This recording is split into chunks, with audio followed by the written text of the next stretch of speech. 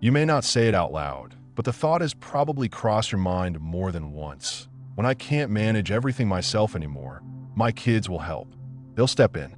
They'll take care of me. After all, I took care of them. It's not spoken with entitlement. It's not said with arrogance. It often comes from a place of love, trust, and quiet hope. But the idea sits there beneath conversations about retirement, behind choices not to downsize, within the decision to skip talking to a financial planner because someone will catch me if I fall. Here's the hard truth. Your adult children were never meant to be your retirement plan. And the longer you wait to build a life that stands independently of their help, emotionally, financially, practically, the more fragile everything becomes. Not just your security, but your relationships. This isn't about blame. You've likely spent decades sacrificing for your family. You worked long hours, skipped vacations, cared for them when they were sick, helped them through heartbreak, gave up sleep, gave up space, gave up parts of yourself they'll never fully see. So it's natural to assume that love, when it's real, is reciprocal. That one day it'll come back around. But here's the thing. Retirement is not just a financial transition. It's a relational one. And if your plan for security in your later years depends on your children stepping in, financially, physically, or emotionally, you're placing pressure on the very people you most want to stay close to. And pressure, even quiet pressure, has consequences. Too many parents reach retirement age without a real plan, quietly assuming their kids will absorb the gaps. They'll help with bills. They'll let them move in. They'll make it work. And many do because they love their parents. But inside that love, something shifts. Expectations grow heavy. Conversations get harder. Visits get less joyful. Love becomes tangled with obligation. And that's a cost no one talks about. This video is for the people who feel that tension building. The ones who love their children deeply but feel disappointed, even hurt, that those children aren't stepping up more. The ones who wonder if they did something wrong. The ones who think, after all I gave, don't I deserve something back? And to you, I want to say, you're not wrong for wanting support. But there's another way to build these years, a freer way. One that lets you rest without resentment, receive without guilt, love without strings. In this video, we're going to walk through 6 real reasons why your adult children should not be your retirement plan. Each one isn't just a reason, it's a door. A way back to clarity, autonomy, and healthier relationships. We'll talk about the invisible emotional weight this dynamic creates, the financial reality your kids may be hiding from you, the cultural narratives that quietly mislead us, and what a life built on true independence can look and feel like, even now. The first and most overlooked reason your adult children shouldn't be your retirement plan is this. Depending on them too heavily changes the emotional texture of the relationship, often in ways no one wants to admit. You may think love is enough, that your bond is strong, that your family has always helped one another, and that asking for support now is just part of the cycle. But over time, something begins to shift beneath the surface. It starts small, subtle, and then, almost without noticing, both sides begin to carry something that love alone can't always hold. It's called obligation, not the kind that's spoken outright, not the kind that comes from anger or resentment, but the kind that tiptoes in when one person starts to feel like they're needed more than they're wanted. You see it in the way your child hesitates before answering the phone, in how they put off a visit they once looked forward to, in the way they smile and say, of course, when you ask for something, but something in their voice feels tighter. It doesn't mean they don't care. It means they're overwhelmed. It means they're afraid to say no. It means your needs may be louder than their capacity, and neither of you has found the words to talk about it honestly. Marilyn, 74, used to think she and her daughter had the perfect relationship. They spoke daily, saw each other every weekend, shared everything. But when Marilyn moved in after a minor fall, just for a few months, she said, things began to change. Her daughter became less affectionate. Her teenage grandson stopped joining them for dinner. And one evening, after a small disagreement over laundry, her daughter snapped, I just want my house back. It broke something in both of them, not because the words were cruel, but because they were honest. What Marilyn hadn't seen was that she'd stopped being a guest.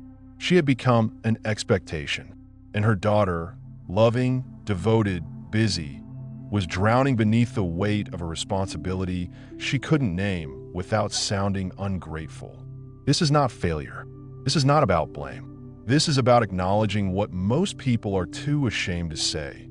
Even the deepest love has limits, and when support becomes assumed instead of offered, the relationship suffers. You didn't raise your children to parent you, and they didn't grow into adulthood expecting to reverse roles. That shift, when it comes, needs to be navigated carefully, with clarity, with boundaries, with ongoing consent. Without it, both sides start performing instead of connecting, and love becomes work. If you want closeness in these years, protect the freedom inside that closeness. Let your children love you without feeling like they owe you. Let them visit because they want to, not because they're afraid not to. Let the relationship evolve, yes, but not under pressure. The second reason your adult children should not be your retirement plan is a practical one, but its consequences reach far beyond money. It's this: depending on them financially can quietly destabilize both their future and yours. And often, no one talks about it until the damage has already begun. You may not feel like you're asking for much. Maybe it's help with groceries, a car payment, a bit of help covering property taxes. Maybe it's just the unspoken understanding that if something goes wrong, if your savings run out, if your benefits aren't enough, your child will step in. But what seems small to you might not feel small to them, especially now, because here's the reality. Most adult children, even the successful ones, are already stretched thin. They're raising kids, paying mortgages, dealing with inflation, student debt, medical bills, and the pressure to have it together even when they don't. Many are one emergency away from real financial strain. And when parents rely on them without full transparency or mutual planning, it adds another weight to shoulders already tired. The most dangerous part? They often won't tell you. Out of love, out of fear, out of not wanting to disappoint you, they say yes. They help. They offer what they can. But behind that yes may be a quiet panic they don't feel safe enough to name. They start sacrificing their own savings, their own plans, their own security. And they do it with a smile, but at a cost they carry alone. Stephen, 48, helped his mom pay rent for over 2 years after she moved into a more expensive senior apartment. He never told her how hard it was. He just adjusted, cut back on his kids' activities, skipped vacations, delayed dental work. When he finally told her, he was shaking. I didn't want to make her feel guilty, he said, but I couldn't keep pretending it was fine. And his mother? She was devastated. Not because he had said no, but because she hadn't realized he had already been saying yes at a cost to himself. When support becomes a hidden sacrifice, resentment grows in the dark. And even if your child never says a word, something in the relationship shifts. You feel it in the hesitations, in the missed calls, in the way money becomes a topic to avoid. Financial dependence can also backfire emotionally. It keeps you in a place of waiting, of uncertainty. It prevents you from making decisions with full ownership, and it leaves your sense of dignity in someone else's hands. That's not freedom. That's fear in disguise. To build true peace in retirement, you need your own foundation. That doesn't mean wealth. It means clarity. It means knowing what you have, what you need, and what's sustainable without quietly hoping someone else will make up the difference. The third reason your adult children can't be your retirement plan is more hidden, but just as powerful. It's the quiet voice of tradition. The idea passed down through generations that says, parents give when children are young. Children give when parents are old. It sounds fair, even honorable, but in practice, it often leads to confusion, unmet expectations, and emotional distance. Because what feels like respect in one generation may feel like pressure in the next. And unless that shift is acknowledged, love gets tangled in disappointment. Many of us were raised with this idea, especially those of us who grew up watching our grandparents move in with family or saw aunts and uncles care for aging parents without complaint. Back then, it was normal, expected, often necessary. But the world has changed. Families live farther apart. Careers demand more. Life moves faster. And though love still runs deep, the structures that once supported multi-generational care have eroded. What happens now is more complicated. Parents quietly hope their kids will step in. Kids feel guilty for not being able to, and both sides end up feeling like they failed, when really, the failure was in not updating the story. Luis, 80, raised 3 children with the belief that family sticks together no matter what. When his health declined, he expected one of them would take him in. But all 3 had families of their own, full-time jobs, and small homes. No one said no directly, but no one said yes either. The silence grew. So did the resentment. Finally, his youngest son said, "I love you, but I can't give you what you're asking. I'm barely holding everything together myself." Luis was crushed, not because his son didn't care, but because he realized he'd been waiting on a promise no one had actually made. That's the danger of unspoken scripts. They write expectations on our hearts, and we assume everyone else is reading the same page. But they aren't. And when reality doesn't match that script, it feels like betrayal, when really, it's just misalignment. Letting go of that old story doesn't mean abandoning values. It means honoring love in the present, not trying to reenact the past. It means creating new agreements with your children based on what's possible, not what's inherited. It means opening honest conversations, asking questions like, what kind of support can we both feel good about? Or how can I plan now so I don't become a weight later? This isn't weakness. This is wisdom. Because when you update the story, you give everyone permission to show up more honestly, without guilt, without guessing, without the weight of generations pressing down on choices that need to be made for this time, not the last one. The fourth reason your adult children shouldn't be your retirement plan isn't just about them. It's about you. Because even if they say yes, even if they help, even if they step in, even if they carry you willingly, there's something else at stake. Something quiet, something hard to talk about. Your own sense of identity, your own dignity, your sense of self. Dependence, even when it comes from love, changes how we see ourselves. It reshapes our confidence. It narrows our choices. And over time, it can make even the most capable person feel small. We stop dreaming. We stop planning. We start apologizing for our presence. And that isn't what any of us wants for these years. There's a unique kind of sadness that comes from losing your sense of usefulness, from feeling like your time is no longer yours, like you're being managed, rather than moving through life on your own terms. It doesn't always look like despair. Sometimes it looks like silence, like avoiding decisions, like withdrawing from the world slowly, day by day. Janet, 77, moved in with her son and daughter-in-law after a hip replacement. She was grateful, truly, but as weeks turned to months, she began shrinking into herself. She stopped gardening, stopped buying her favorite tea, didn't feel right inviting friends over. It wasn't anything they did, she said. It was that the house didn't feel like mine. And without realizing it, I stopped feeling like me. This isn't about pride. It's about sovereignty, about the deep human need to feel like we still own our lives, that we have agency, that we're not simply drifting through someone else's plan.